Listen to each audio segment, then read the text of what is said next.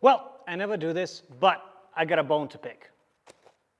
Today, we're going to review The Reviewers. I just saw The Odyssey, and I have a lot of impressions. It's not very often that a film creates so much conversation and discourse online in the historical, streamer, and other communities. And I'm pleasantly surprised that all of a sudden it seems to be that I'm surrounded by scholars of classical Greece. What a pleasant world. Now, I'm not going to talk about the movie as much, but I'm going to talk about the conversations that the movie has ignited.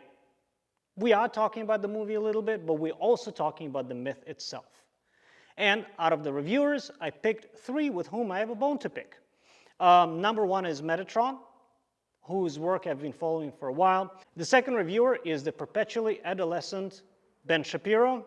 And the third one is my favorite, Jonathan Pageau. Each one of them has missed a big point about the movie The Odyssey as well as the Greek classics. And I'd like to correct that. Rage is defined by a state of uncontrollable anger.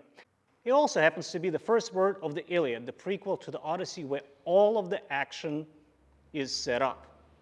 In order to understand the film and the reviewers, let's give a quick overarching plot of rundown of the Iliad and the Odyssey. It all starts out way before when Prometheus gives the fire to humans. Writers like Stephen Fry interpret the fire to not only be the physical flame, but also the flame of the soul, desire for discovery, ambition, creativity. And in that reading, it makes sense why the fire would threaten the gods, because now humans are capable of rivaling them. A series of events, floods, and calamities occurs, and then the gods decide to entertain themselves. They decide to create a war that will annihilate the human race. For that purpose, the gods send humans Helen of Sparta. She will become Helen of Troy later on in the story, but she's supposed to be the most beautiful woman who ever lived, woman who drives men insane. However, the war turns out to be so terrible that even some of the gods get wounded, and at the end of the Trojan War, the gods say, never again. This was too much. We will not interfere with the affairs of mortals again. However, the gods have a series of, so to speak, etiquette, which every single hero participating in the Trojan War has broken at some point. One of them was Odysseus, whose sin was hubris. He thought he could out-trick the gods, as well as lack of hospitality, theoxenia. The theoxenia part will play a big role in the movie, and this is kind of like a stumbling block of where all the reviewers mess up. Oh, by the way, the Greeks also forget to bury their dead correctly, which was a big no-no, and they forget to venerate the god and express divine mercy. Like in the example of Cassandra in the Temple of Athena, who was later on raped by Ajax the Lesser. At all points, our heroes are flawed. And the Odyssey follows roughly the track of the Odysseus. However, it is not chronological. Actually, Odysseus does not step into action until quite a bit later in the story, and the beginning of the story follows his son, Telemachus, going out and trying to find him and bringing him back because the suitors are harassing his mother, Penelope, and they want to take Odysseus' kingdom. Now, the story in itself ends with the words rage to an extent, and that will be missing from the movie. Just about when Telemachus is going to start the fight with the suitors, disguised Odysseus tells him to be angry is easy, but to be angry at the right time, in the right place, at the right person, that is a measure of a man. Different translations have it differently. Now, that is the main theme. The story starts out with rage, rage of the gods. The middle is the rage of the gods and humans, and it ends with rage and moderation.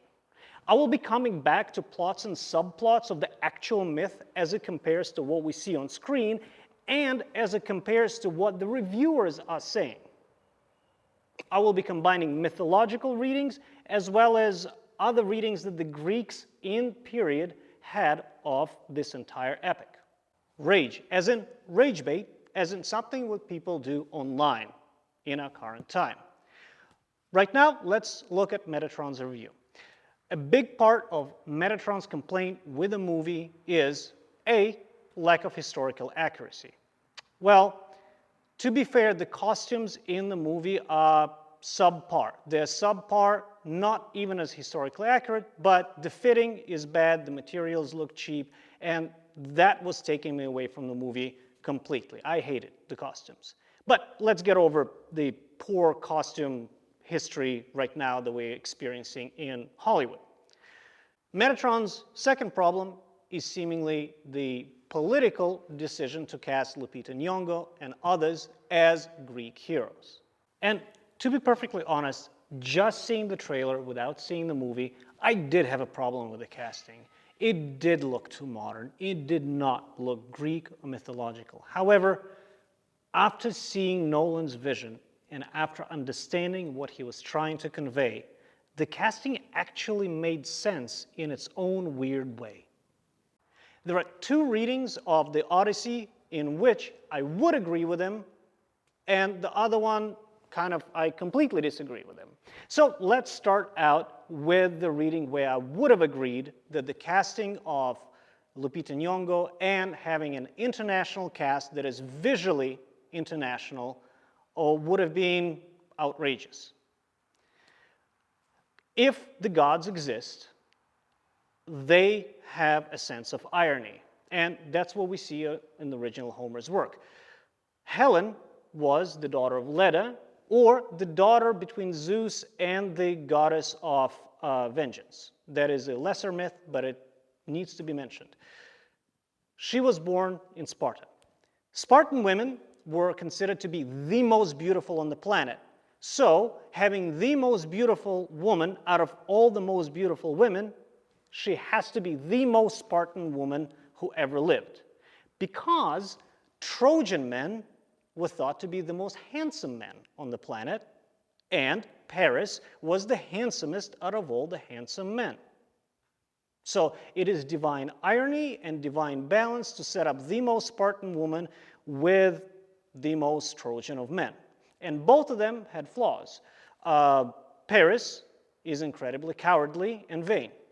And Helen does not follow wifely duties of piety and loyalty. So the most extreme examples of the respective cultures are set up for a devastating romance that will collapse civilization. Right? In this reading, if the gods exist, if we see them, it is important how you cast Helen of Troy. However, that is not what Nolan presents to us. Nolan presents to us the reading that Helen was not actually the most beautiful woman on the planet. And that reading is not new. It was first proposed by Herodotus, who was traveling around the Mediterranean, finding the historical origins of Homer. And what Herodotus picks up is the Persian account of the story, who basically said, yes, we were exchanging women, and these crazy Achaeans freaked out over a chick who was basically mid, and then made up that she was beautiful. Right, so that is the account of Herodotus. Nothing new under the sun. The casting of Lupita Nyong'o in the Odyssey makes sense if she's not the most beautiful one and is foreign and exogenous factor to the entire war that is made by Achaeans against the Trojans for economic reasons. In fact, it accents the fact that she has no participation in the war and she's just set up. She's a patsy. To cast a Greek woman as Helen of Troy and try to tell the story of her being on the outside of all these decisions would not have been visually obvious.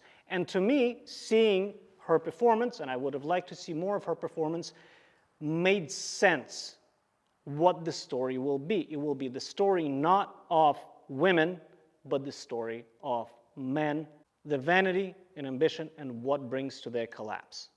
Metatron's hypothesis is the casting and the director have made the decision to, in his words, destroy Western civilization, because in his words, we owe everything to the Greeks. I agree with the second part. I completely disagree with the first part, because the grandeur of Western civilization is in its ability to impress other cultures. And quite frankly, the cast of the entire Odyssey is meant to convey something that I will explain at the very end apropos other reviewers. And it is very important. However, there are parts missing from the Odyssey, and I will be coming back to them. In Nolan's Odyssey, the dialogue between Telemachus and Odysseus, where to be angry is easy, and to be angry at the right time, at the right person, in the right place, that's a measure of man, that is missing. So his story does not end with moderation of rage, but the monologue by Odysseus that our age is collapsing and maybe the new civilization will succeed us is talking about the future Greeks, the classical Greeks. Well, I'm sorry, the source material tells us how the future Greeks will succeed, by practicing moderation, by venerating the gods. And yet Nolan excluded that specific thing. Every single Greek philosopher focused on moderation. You dilute your wine. You don't get too drunk. You don't practice abstinence too much. Everything has to be in balance. That was the ethics of the Greeks that will follow. And the exact part of the dialogue that sets up everything is missing from Nolan's Odyssey. Given this major flaw for the source material, focusing on Lupita Nyong'o for more than 30 seconds feels a little bit like we're not talking about the source material. And I love source material. I love the Odyssey and the many poems and plays in period and after that it created. As for the critique that the Odyssey, Nolan's Odyssey, is promoting political values, one reviewer has said we should prohibit Homer and because he is corrupting the youth and promoting left-wing political opinions. The name of that reviewer was, of course, Plato in the Republic, written in the 5th century BC. So I'm glad to once again find out that the reviewers of the Odyssey repeat the same themes. It's very nice. Certain topics are eternal. I just cannot believe that someone like Metatron, who knows the classics, who defends the Greeks and the ancients, has focused for 45 minutes on the casting choice, but missed that the story from the Iliad to the Odyssey is the story of man going from primal rage into civilization, from barbarism towards justice, from excess, fear, and anger towards moderation and logic. And that was missing from the movie. Rage, as in religious rage, indignation. Ben Shapiro actually liked the movie. He liked it for all the reasons I didn't quite like it, but I'm not going to get into that. I will catch up on one point. Ben Shapiro addresses the Zeus's law that is very heavily present in the movie, as well as in the source material, actually all of them. Xenia, Zeus's law. It's actually called theoxenia. The theo means God, and you always are supposed to assume that the stranger you meet and who asks for help can be God, a God. The mistake Ben Shapiro makes is by saying that that is a Christian, Judeo-Christian principle snuck into Homer. That's the other way around, and that's why it matters. You see, the story between the angels and Lot and welcoming and all that situation with Sodom and Gomorrah were written between the 8th century and 5th century BC, well into the time when the story of the Odyssey was already slowly being told by local bards. They're roughly contemporaneous, or the biblical story comes later. And in that sense, it is actually the biblical story that is incorporating Greek ethics already early on into it. And the notion of theoxenia is fundamental to Greek theology and philosophy. A scholar of biblical history and a scholar of Western civilization should know that and should actually not have made this mistake. And this mistake is very important for the next reviewer. Theoxenia is just one out of all the laws that the gods impose on men and don't quite follow themselves. The story of Silenus, who is a bad guest, and when the king accommodates everything, Silenus still punishes a good host, should be a warning. Now, the other law is burying the dead properly. And Homer expressly mentions that the Greeks could not bury some of the dead, and that's why they would be tormented. Another one is the desperate plea for mercy that Cassandra asks the statue of Athena by grabbing Athena by the knees was not followed by Ajax.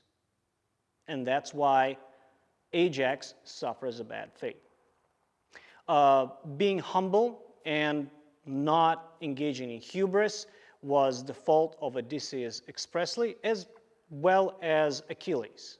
And that's why they both were punished. All these laws existed concurrently, so why did Christopher Nolan choose specifically Xenia? Certainly, you can make a modern political interpretation for choosing that over anything else, and the film is made in our time, and it intentionally or unintentionally will be reflecting the spirit of the time. However, the film also tells us a story. If, apropos Ben Shapiro or apropos Metatron, you will be making a political interpretation of the movie. The movie is quite bad, politically. The reason is, it is shot-by-shot refilming of Waltz with Bashir that describes the story of an Israeli soldier who has amnesia, who is rediscovering what happened during the war in Lebanon. And in Nolan's Odyssey, you have amnesia, you have the warrior who is describing the scene of the fall of Troy and the crimes they were committing. The way the characters were moving slowly during the War of Troy reflects very similarly one of the final scenes in Waltz with Bashir, where a soldier starts dancing with a firearm, shooting at windows. So in that sense, the movie is quite weak. But Christopher Nolan is not the kind of director that makes weak movies. We absolutely know that. In fact, to accuse Christopher Nolan of political pandering would be to not read your source material, as in Christopher Nolan. IMDb has a catalog of currently the most watched or best movies. And it's always being reviewed and exchanged. And at the moment of recording this video, I think there are 8 movies by Nolan on that list in the top 100. There is more than Alfred Hitchcock, there is more than Tarkovsky, there is more than Kubrick, more than anyone. So Christopher Nolan does not pander to political pressure. He's just not the kind of director. In fact, to film the Odyssey, he told a bunch of movie studios to go and be fertile and multiply in the corner. I'm trying not to curse. So the reading of political pandering is quite poor. And here we come to our next reviewer, and perhaps my favorite, Jonathan Pageau. Jonathan Pageau is an icon carver and constant contributor on Christian topics. I've already mentioned that Ben Shapiro missed the part which Christian principles were smuggled in which directions, and that theoxenia is, in fact, a Greek principle smuggled into Judeo-Christian context through circumstances of history. Jonathan Pageau does a review of the Odyssey from his position as a Christian artist and theologian. And overall, if that's what he saw in the film, I would not have had problems with it. However, there are things missing in his review that should not be missing. There's a throwaway phrase where Odysseus is talking to Calypso, and Calypso says, well, I don't know what the gods are thinking, I don't know what the gods will. Jonathan Pageau might have interpreted it as a Christian thing, the way of gods are unknowable, or one God. However, Calypso is a goddess. So when a goddess says she does not know what the gods want, It should arouse suspicion. One option is she's lying and that Hermes told her to let Odysseus go. That's what happens in the source material. Second option is she really doesn't know what the gods want because they're not talking to her, either because she's not really a goddess or that's what happens. The third option is she is a goddess and she does not know what the gods want. Now, Jonathan Pageau should have picked up on the moment where gods are doubting the gods as a Christological moment. Christ goes into the desert and asks, God, why have you forsaken me? Father, why have you forsaken me? And in Christianity, especially in Orthodox Christianity, that is the moment where God shows himself as the most human, the most vulnerable. He is, in a sense, doubting himself. And that creates a lot of Russian literature, Ukrainian literature, Serbian literature. This specific moment is so impactful to Christians that it created subgenres of art, literature, and music. And he did not pick up on that, even though it is a monumentally important moment for Christian art and film. It's one of the moments that inspired most of Andrei Tarkovsky's movies, only one of the greatest directors humanity has produced. So that is strange, even considering that Christopher Nolan expressly cited Tarkovsky's film, Andrei Rublev, as one of his inspirations for the Odyssey. So Pageau kind of flopped here. Another moment I will not blame Jonathan Pageau for because it's not present in the movie. And that is the trial of Orestes. Trial of Orestes is a play written by Aeschylus at the same time where the Odyssey and the Iliad were finally written down in written form. In the play, Orestes, with his lover, go in to find and avenge the death of Agamemnon. Because one of the laws is family killing or shedding one's own family's blood is the most grievous sin. So he's avenging the death of his father because Clytemnestra, with her lover, have killed him in a bath. He finds Clytemnestra and her lover and kill them.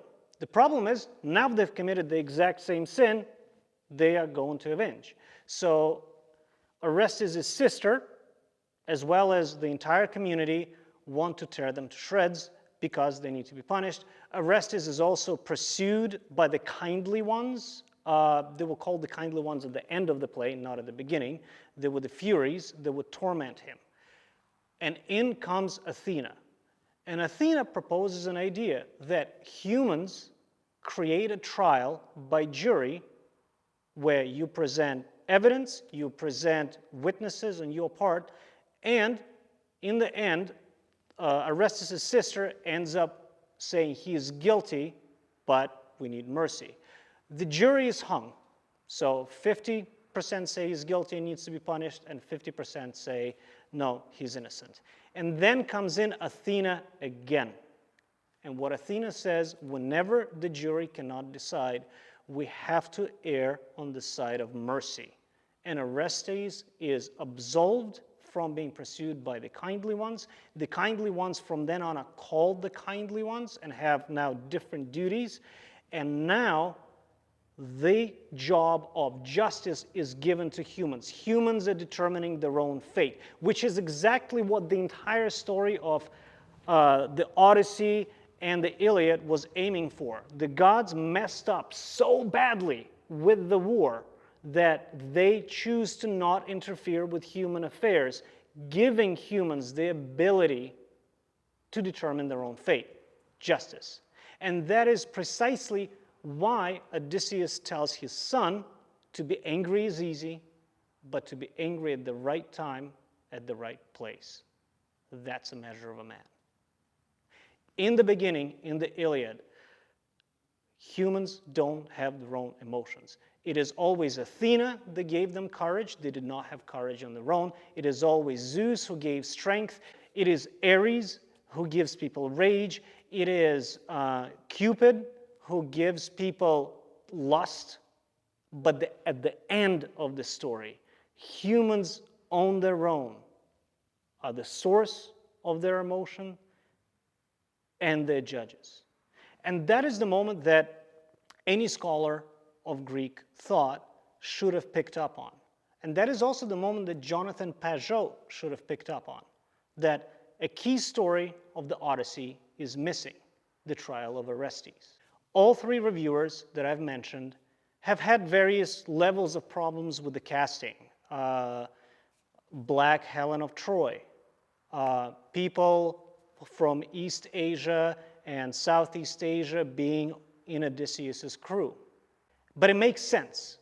And it makes sense in a way that all three reviewers should have picked up on. We owe everything to the Greeks, including our contemporary conversations, and including inspiration for biblical thought. You see, there's a moment relatively early in the movie where Odysseus' crew lands on the shore and starts pillaging a village. And the villagers are speaking Greek to them. And they're asking, "Who are you?" And the crew says, "We are the Greeks."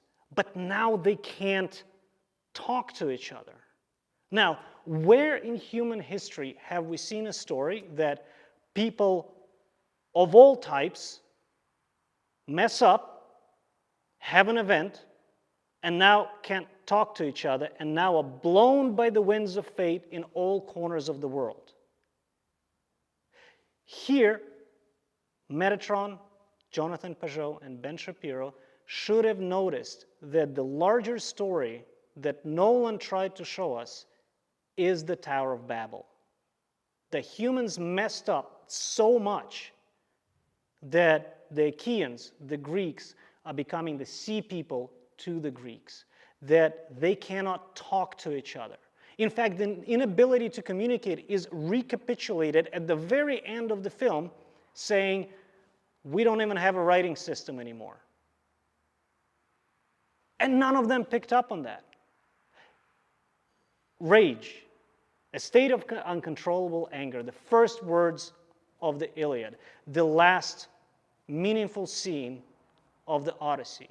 It is through and through. And yet, that is something that none of the reviewers talked about. But you know what makes me happy? We finally have a film where everybody talks about it and has all kinds of opinion. A great work of art does not have one meaning. It has all possible meanings depending on the viewer contained in it. So if rage is the meaning of the movie for you because you see contemporary politics, contemporary since the 5th century BC, but contemporary politics in it, in casting or other choices, oh well, that's the meaning for you.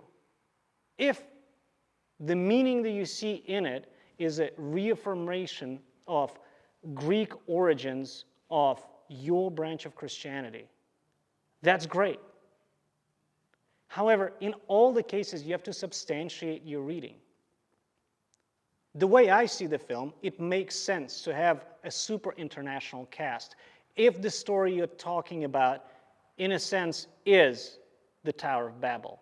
Humans mess up so bad that they will be scattered in the wind, will not be able to talk to each other, and will have to wait a long time to rebuild their civilization. Now, it is also a story of post-traumatic stress. In the original, you see guts spilling on the sand, and of course, Odysseus would not be the same. No one would be coming back from 10 years of that. In that sense, it is relatable to all of us.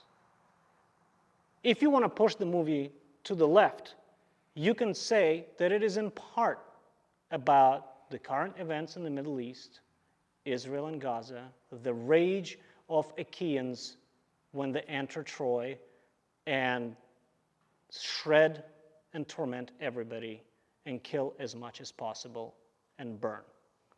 That is very familiar. However, to me, it is much closer. After the war in Ukraine, Bucha, where entire city was plundered and destroyed, and after the texts of the wives of Russian soldiers who said, kill those women, kill them, mercilessly assault them, was shown, it's the wives of soldiers telling the soldiers to plunder and assault women.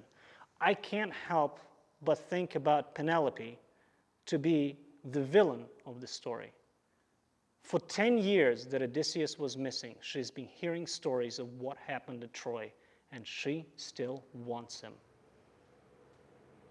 To me, she is like one of those soldiers' wives who know what their husband is doing and tell them more, more, more.